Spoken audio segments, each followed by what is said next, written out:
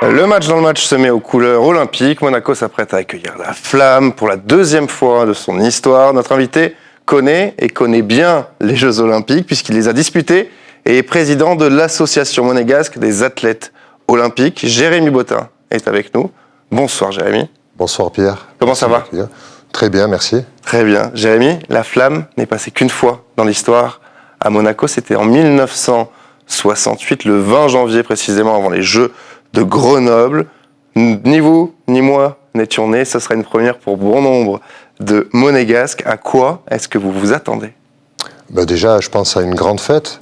L'Olympisme va venir à Monaco et on va pouvoir partager ça avec les enfants, le public et les personnalités. Vous êtes informé. Est-ce qu'on aura droit à des surprises ? Sans me les dévoiler, est-ce qu'il y aura des surprises sur cette journée ? Alors oui, je pense qu'il y aura des surprises. Déjà les relayeurs, puisqu'on le saura le jour J. Et ensuite, c'est vrai que ça va être une grande fête. Monaco a un lien historique fort avec le sport et avec les JO. Ça sera forcément une journée historique. Exactement. Ensuite, en plus, avec un souverain qui a fait 5 fois les Jeux Olympiques. On le voit là à Athènes en train de porter la flamme. Donc un souverain qui a fait 5 fois les Jeux Olympiques, c'est vraiment un porteur. Et bon, c'est vrai que Monaco est une terre olympique, on va dire. Ouais, vous vous attendez à une journée de fête ? Oui, mais bien sûr que ça va être fête et partage. Donc je pense qu'on va être vraiment dans une joie toute profonde. Je crois que beaucoup d'enfants seront présents tout au long du parcours de cette flamme.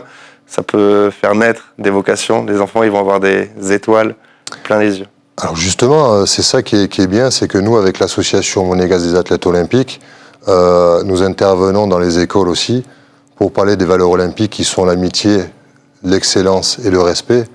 Et donc vraiment, on véhicule ces valeurs et on voit que les enfants ont des étoiles dans les yeux et je pense qu'on on aura des futurs champions. Vous parlez des interventions dans les écoles. Il y en a eu une cette semaine auprès des CM1, c'est ça ? C'est ça, CM1. On a été le premier jour à la Condamine et on a continué avec les autres écoles toute la semaine. Et ça ressemble à quoi ces journées ? Alors on est accueillis par les enfants. On leur parle avec une vidéo des valeurs olympiques. Et ensuite, on a un échange avec eux. On parle de sport et aussi sur nos expériences. Plus jeune, est-ce qu'on vous avait parlé du passage de la flamme en 1968 ? Pas du tout. Pas du tout ? Non. Est-ce que vous avez vu des images d'archives ? Oui, forcément, ces derniers jours, j'ai pu regarder. C'était vraiment... c'était pas pareil, on va dire. Et aujourd'hui, avec les moyens techniques qui sont ceux qu'on connaît en 2024, ça peut faire des images pour la postérité. Déjà, oui. Voir la flamme et derrière le palais, je pense que ça va être magnifique. Oui, il sera marqué d'une pierre blanche ce 18 juin 2024. Je pense qu'on en parlera encore longtemps. J'espère pas 60 ans. Donc c'est la deuxième fois que la flamme passe à Monaco. Une première pour les Jeux d'été. Est-ce qu'il y a une différence d'accueillir la flamme pour les Jeux d'hiver et pour les Jeux d'été, ou les JO restent les JO ? Je pense que les JO restent les JO, mais c'est vrai que forcément le plus médiatique, c'est les Jeux d'été. Mais bon, moi j'ai préféré les Jeux d'hiver, on va dire. On vous voit là. On en parlera un petit peu plus tard de votre carrière en 2006. Et ça, personnellement, ça vous émeut de voir Monaco accueillir la flamme ? Oui, puisque comme vous le disiez tout à l'heure, ça va peut-être apporter des étoiles dans les yeux aux enfants et peut-être ils vont vouloir y participer. Donc c'est toujours bien. Parlons un petit peu des athlètes qui sont déjà qualifiés pour ces Jeux Olympiques. La première à avoir obtenu son billet, c'est Lisa Pou. Elle représente une chance de bons résultats, de médailles, même elle marche très fort, Lisa. Depuis quand est-ce que vous la connaissez ? Moi, Lisa, ça fait un petit moment que je la connais. Elle a toujours été dans les bassins, c'est vrai. Elle est très discrète. Elle est née dans un bassin, non ? Elle est née dans un bassin. Son papa est un Olympien aussi. Michel. Et donc l'entraîneur également. Je pense qu'elle est très discrète et je pense qu'elle est très très professionnelle. Donc vraiment force à elle, on espère. Et ambitieuse. Exactement. Quentin Antonielli a obtenu une invitation en qualité de place de la commission tripartite en aviron. Ce seront ses deuxièmes Jeux après Tokyo où il avait terminé 15e. Exactement, il avait fait une super performance à Tokyo. Et je pense que c'est mérité qu'il retourne aux Jeux Olympiques à Paris. Je pense qu'il peut faire mieux. Il peut faire mieux? Je l'espère pour lui. Sans se mouiller? Top 12? On est un peu superstitieux, vous savez, dans le sport, donc oui, il vaut mieux rien dire et on le laissera faire. On en reparlera après. Exactement. Donc, mois d'août ou septembre, voilà. En fonction des résultats. Chaotin Yang également, qui disputera ses deuxièmes JO après Tokyo. Elle aussi, elle est très ambitieuse. Là aussi, si on parle de professionnalisme, c'est bien Siao qui est là-dedans. J'ai la chance de l'avoir tous les matins, qui passe devant mon bureau, qui va s'entraîner. J'ai eu la chance de jouer avec elle quelques balles. Alors? Je pense pas avoir vu la balle souvent. Oui, en la ramassant sûrement. Alors c'est très impressionnant. Mais elle est liée à Monaco, elle était porte-drapeau déjà en 2021. Oui. Donc elle a un lien fort avec Monaco et on l'a reçue sur ce plateau. Oui, elle a beaucoup d'ambition. Elle vise une place en demi-finale. Et quand on est en demi, qu'est-ce qu'on vise? Le plus haut. Le plus haut. La médaille. Donc ça, c'est dans un coin de sa tête, ça serait historique. Bien sûr, ça serait historique. Et ça serait vraiment fantastique. Je pense que tout le monde attend ça. Il y a d'autres athlètes qui pourraient ou devraient suivre. Je pense entre autres à Marie-Charlotte Gasto, Théo Drouin ou peut-être Marvin Gado. On peut s'attendre à une délégation monégasque de combien d'athlètes? Alors là, je ne peux pas me prononcer parce que c'est vrai qu'on n'a pas encore les résultats des uns et des autres. Pour ce qui est de l'athlétisme et de la natation, c'est des sports universels. Donc ils auront toutes leurs chances de défendre les couleurs de Monaco aux Jeux Olympiques, j'espère pour eux. Ouais, le sport monégasque se porte bien. On a vu cette semaine encore l'AS Monaco remporter le championnat de France de basket. Et le sport olympique monégasque aussi marche très fort, de plus en plus et de mieux en mieux. C'est l'impression qu'on a de l'extérieur. On a la chance aussi d'avoir des athlètes qui ont des contrats, qui deviennent de plus en plus professionnels. Et donc, si tous les moyens sont mis pour eux, ils peuvent s'entraîner correctement, faire des compétitions correctement. Et avec tout ça, on évolue. Hein. Vous les sentez comment, ces Jeux Olympiques à Paris pour Monaco? Moi, je pense que ça va être une grande fête. Vraiment, c'est le pays voisin, donc vraiment, ça va être une grande fête. J'espère qu'il y aura des bons résultats et surtout de la joie. De la joie et surtout qu'ils s'amusent. Une médaille, on peut y rêver? Comme je vous ai dit tout à l'heure, superstition, on dit rien. On oublie? On oublie. On va parler de vous maintenant, Jérémy. Votre sport de prédilection, c'était le bob. Elle est née quand et comment, cette passion pour le bobsleigh? C'est tout simple. Je ne connaissais pas le bobsleigh et un jour, un ami vient me voir en me disant « Écoute, il y a des tests physiques à faire pour faire partie de l'équipe de bob. » C'était en 1998. Nagano. Après Nagano, et j'ai dit tiens, je vais essayer, pourquoi pas. J'avais fait plein de sports avant, et j'ai dit pourquoi pas. En plus, il y avait des amis d'enfance qui faisaient partie de l'équipe. J'ai dit tiens, pourquoi pas essayer. Et finalement, j'ai réussi. J'étais dans les 3 premiers au test physique, et donc l'aventure a commencé comme ça. Vous pratiquiez quel sport plus jeune? J'ai fait plein de sports. J'ai fait du foot, j'ai fait du vélo, de la boxe. Plein de choses. De l'aviron, j'ai fait un petit peu, du plongeon. Ouais, j'ai touché à tout. Quel sport n'avez-vous pas pratiqué? La danse. Ah. Et le bob, on en parlait un petit peu tout à l'heure hors antenne, c'est un sport peu médiatisé, mais c'est un sport qui est très dur physiquement. Alors très dur, très exigeant. C'est vraiment un sport où ça allie l'effort physique et l'adrénaline. Parce que vous devez courir sur vraiment, alors ça dépend des pistes, mais vous devez courir sur 5 secondes. Sur 5 secondes, il faut vraiment tout donner. Et après, il y a la descente. Donc là, c'est le pilote qui gère ça. Et après, on espère de faire le meilleur résultat. Vous avez participé, on a vu quelques images que l'on va revoir au jeu. C'était en 2006 à Turin avec une magnifique 12e place aux côtés de Patrice Servel, votre pile qui était le pilote. Quel souvenir gardez-vous de ces Jeux de Turin? C'était fantastique. Je remercie vraiment encore Patrice qui avait fait un super travail au niveau du pilotage et même de la poussée. Hein.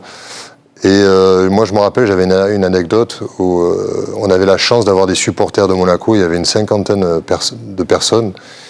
Et quand on est arrivé, Patrice et moi, pour pousser, on les avait même pas vus ni entendus. Hein. Pourtant, ils étaient à, je sais pas, 1 mètre de nous.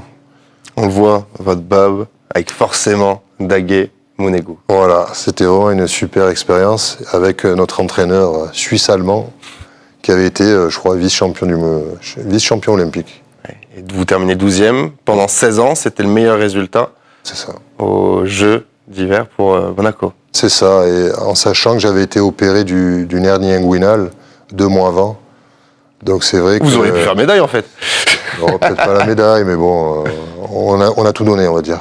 Qu'est-ce que ça fait quand on découvre les Jeux, qu'on arrive sur un site olympique, qu'on fait une cérémonie d'ouverture, on se dit, ça y est, j'y suis. Ça y est, j'y suis. Enfin, pas encore, parce que la compétition n'est pas encore là.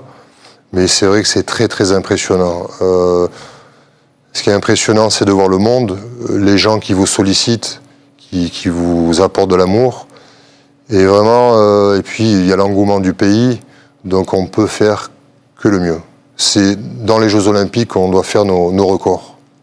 Et en 2006, donc vous participez à l'épreuve de bob. Est-ce que vous êtes allé voir d'autres épreuves? Oui, on avait été voir un petit peu, mais bon, nous on était concentrés sur notre épreuve, donc déjà il y a à savoir que les entraînements, c'est officiel, c'est sur 1 semaine. Donc oui, on avait été voir un petit peu le hockey, des choses comme ça, mais bon, sans trop, voilà. On a fait la fête après. Oui, il faut de temps en temps. Exactement. Ces Jeux de Turin sont spéciaux pour Monaco car c'était la première fois qu'une femme disputait les Jeux Olympiques d'hiver pour Monaco. On parle bien sûr de la skieuse Alexandra Coletti. Vous en parliez à l'époque de ça ou pas? Oui, avec Alexandra, on se connaissait déjà depuis un moment. Et ouais, ça nous a fait vraiment plaisir d'avoir fait ces Jeux avec Alexandre. Le bob, c'est une institution ici à Monaco. Vous avez donc fait équipe, on le disait tout à l'heure, avec Patrice Servel, qui était le pilote. Il a été le premier monégasque à monter sur un podium en Coupe du Monde. C'était en 2010, à Calgary. Qu'est-ce que vous avez ressenti à ce moment-là? Beaucoup de fierté et puis surtout beaucoup de plaisir parce qu'il y a eu tellement de travail derrière pour faire ça. Je pense que ça a été vraiment... Alors, il avait fait aussi une 4e place aussi en 2004 à Koenigsee, avec Sébastien Gattuso, où là, ça avait été vraiment aussi vraiment une place fantastique. Et donc, il obtient ce résultat. Ça ne s'invente pas, avec un Jamaïcano-Canadien. On pense tous, les gens connaissent souvent le bob par rapport à Rasta Rocket. C'est un film, vous, que vous aimez? Oui, c'est rigolo. C'est trop romancé? Non, c'est rigolo. Nous, pour la petite histoire, on les avait croisés, on les voyait souvent... poussés avec nous. Ils étaient vraiment très impressionnants physiquement, hein. Mais vraiment, et puis bon, le bob c'est une famille. Donc vraiment, c'était pas un milieu très professionnel, mais on se connaissait tous et vraiment on était tous amis. Mais le jour J, le jour de la compétition, on n'était pas amis. Oui, de toute façon dans n'importe quel sport, dès que la compétition commence, il n'y a plus d'amis. Focus. Est-ce que vous vous êtes déjà fait peur en bob? Peur, oui. Alors moi j'avais toujours peur des premières de la saison. Des premières descentes de la saison, c'est pour ça que je demandais au souverain ou à Patrice ou à d'autres pilotes de faire les premières pour m'enlever le stress. J'ai eu un stress aussi parce qu'une fois avec Patrice, on a eu un accident en bob et on s'est retourné. J'ai freiné le bob avec mon épaule, on va dire, sur plusieurs minutes. Donc ça m'a coûté une greffe de peau. Et j'ai dû arrêter pour la saison. Ouais, c'est impressionnant. Tout le monde n'est pas capable de monter tout là-haut et de descendre. Parce que c'est des vitesses folles. Les gens ne se rendent pas forcément compte à la télé, mais on va très, très vite en bob. Alors, je pense que le maximum, c'est à Vancouver, c'est 155 en bob à 4, ou 156 maintenant. Oui, ça va très, très, très vite. Mais bon, c'est un sport mixte. Donc, il y a les hommes et il y a les femmes qui nous montrent aussi le chemin. Comment ça se prépare une saison de bobsleigh? Forcément, les gens qui regardent voient ce qui se passe l'hiver, mais une saison, ça se prépare en amont. Il y a des pistes pour faire du bob l'été. À partir de quand on entame sa préparation à une saison? Alors, c'est de la préparation physique. Donc, l'été, c'est de l'entraînement. C'est plus basé sur l'athlétisme et de la musculation et de la poussée de bob. Ensuite, quand on arrive vers octobre, novembre, on peut aller sur des pistes de poussée en glace. Donc, on peut s'entraîner à pousser. Et ensuite, oui, novembre, quelques pistes en Europe sont ouvertes. Et là, on commence à descendre. On parlait tout à l'heure de votre aventure à Turin. En 2022, Rudy, Rinaldi et Boris Vian ont décroché une 6e place et vous délogent avec votre 12e place. Comment étiez-vous ce jour-là? Très heureux, vraiment. Déjà, des records, c'est fait pour être battu. Et j'étais vraiment très heureux pour eux déjà et pour Monaco parce que vraiment, ils avaient fait un travail extraordinaire. Vous étiez où, vous, à ce moment-là? Devant ma télé. Devant ma télé, en train de les supporter. Mais je pense qu'ils ont fait vraiment un travail extraordinaire. Ils ont un super entraîneur aussi, qui est Bruno Mingeon, qui est aussi un champion du monde en bob français. Donc voilà, ils avaient toutes les cartes devant eux et puis ils ont réussi vraiment cette 6e place extraordinaire. Quel est le meilleur souvenir de votre carrière? Le meilleur souvenir, c'est d'avoir fait du bob à 2 avec le prince Albert. Donc d'habitude, il ne faisait jamais de bob à 2. Et j'ai eu la chance de faire du bob à 2 avec lui. Et j'avais la pression parce que c'était sur une piste où on devait freiner à un moment donné, relâcher le frein et refreiner. Donc il fallait tout ça, il fallait penser au virage. Parce que, pour vous dire, quand on est freineur, on ne voit pas les virages, on ne voit rien du tout. Donc en fait, c'est à la sensation, vous comptez les virages dans votre tête. Donc j'avais beaucoup de pression, mais vraiment, quel bonheur. On le sait, son Altesse Sérénissime est fan de bob et de sport avec un S. On se retrouve, je pense que vous ne serez pas loin, mardi 18, dans 2 jours, pour la Flamme. Ça va être un grand moment. Oui, on va se regrouper déjà, nous, avec les Olympiens monégasques, pour y accueillir cette flamme. Et oui, ça va être vraiment fantastique. Je pense que lors de nos interventions dans les écoles cette semaine, on a beaucoup parlé de cette flamme avec les enfants. Donc je pense que ça va être vraiment magnifique. Plein de bonnes choses, Jérémy, pour les jours et les semaines à venir. Vous allez être très occupé, je pense. Merci Pierre. Et merci beaucoup d'avoir été avec nous. Merci à vous d'avoir été fidèles, comme toujours, à TV Monaco. Le match dans le match, c'est terminé. On vous donne rendez-vous mardi 18 à 13h30 pour le passage de la Flamme en Principauté. Soyez là, ce sera historique. Excellente soirée à toutes et à tous.